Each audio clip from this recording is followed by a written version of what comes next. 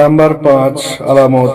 5 নম্বর আলামত হলো যে কিয়ামতের পূর্বে বিশাল বিশাল অট্টালিকা, বালাখানা, বাড়ি ঘর সুন্দর সুন্দর তৈরি হবে এবং সেই সমস্ত অট্টালিকা নির্মাণ হবে যে মাথা উঁচু করে দেখতে হবে, মাথা ঘাড় উঁচু করে দেখতে হবে, এমন এমন অট্টালিকা, বালাখানা তৈরি হবে।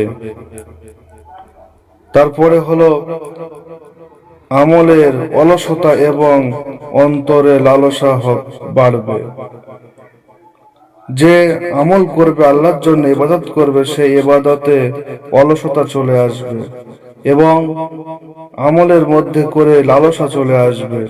অন্তরে তার পুরো লালসা থাকবে যে আমি এটা করলে এই দুনিয়াতে এই পয়সা করি এত কিছু পাবো, মানুষের কাছে সম্মান পাবো, মানুষ আমাকে ভালো বলবে, শাবাশি দেবে, এরকম লালসা তার মনের মধ্যে চলে আসবে।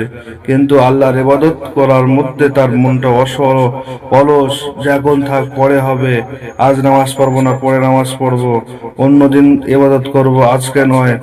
এইভাবে মানুষ আজকে নয় করে করে করে করে মৃত্যু পর্যন্ত হয়ে যাচ্ছে, তবু মানুষ আল্লাহর ইবাদতে মশগুল এবং আল্লাহর নৈকট্য লাভ করতে পারে না।